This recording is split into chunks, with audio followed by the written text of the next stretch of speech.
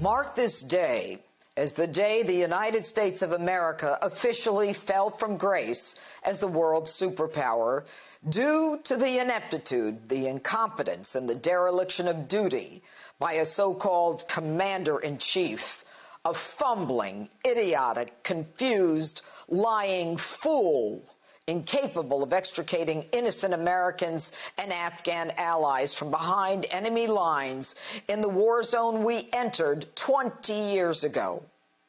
As American families of those trapped behind enemy lines, as Afghani Americans whose families helped us, and indeed Americans of all walks of life are glued to this crisis on television, they're met with government officials who are not only not candid, or are confused, or are just outright lying. No one's being killed right now. God forgive me if I'm wrong about that, but no one's being killed right now. That's a lie. That doesn't include people falling out of airplanes or remains being found in a wheel well. Take a listen to this one. Is the Taliban takeover of Afghanistan now inevitable? No, it is not. Clearly, the Taliban has taken over. They have our weapons, and we can't even get Americans to the airport. There's going to be no circumstance where you see people being lifted off the roof of an embassy of the United States from Afghanistan.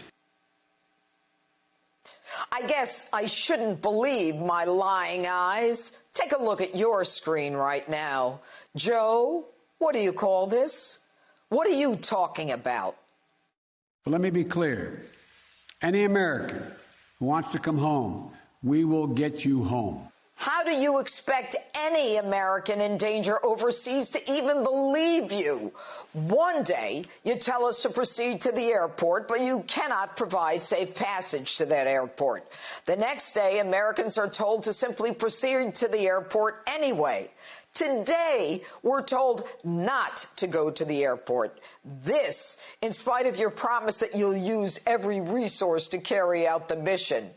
You can't guarantee passage to an airport in a third world country that we've controlled for 20 years.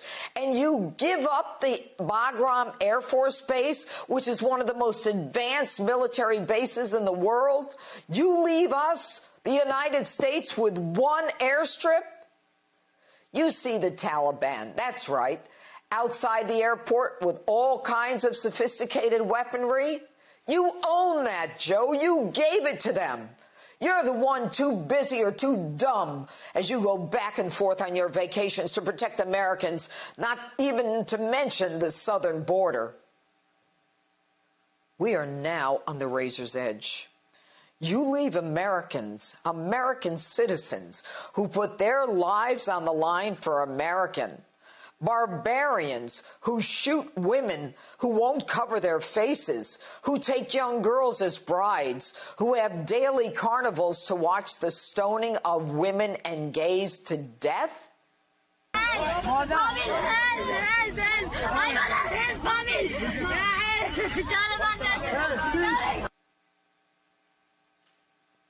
You leave American citizens and Afghan allies who put their lives on the line for America when there was no reason? You don't have the slightest idea what you're doing. You are clueless. But more than that, you are dangerous.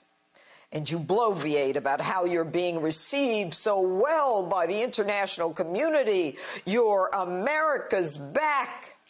Hey, stupid.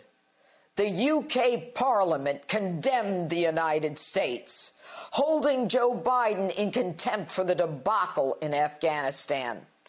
The head of German Chancellor Merkel's party described the withdrawal as, quote, the biggest NATO debacle since its founding, while the Brits and the French, stunned at the unilateral withdrawal by the United States without even an email, without even a phone call, even a return call to Prime Minister Boris Johnson.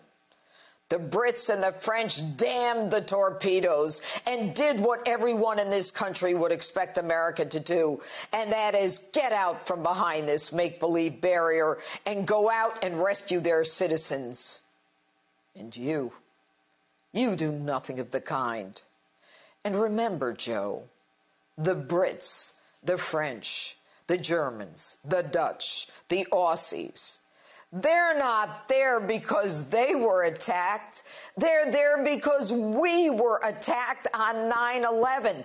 They did this for us, you ungrateful, tone-deaf, taxpayer-funded career politician.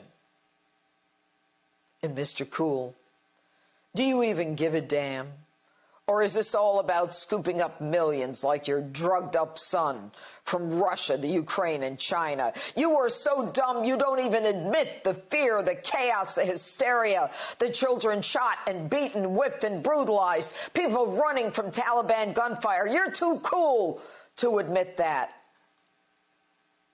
No, nobody's died. No one's died. Are you watching cartoons all day? You have single-handedly put Americans in danger. You have single-handedly outsourced the protection of Americans to the Taliban. And don't act so stunned. Everyone knew what you and Barack were doing by emptying out Gitmo, even civilians like me 7 years ago. Could it be, Mr. President, he was your excuse to release 5 Taliban terrorists from Gitmo? Those 5 men, the worst of the worst. Some wanted by the UN for mass murders, killing thousands, Al-Qaeda connected. They hate America and everything we stand for.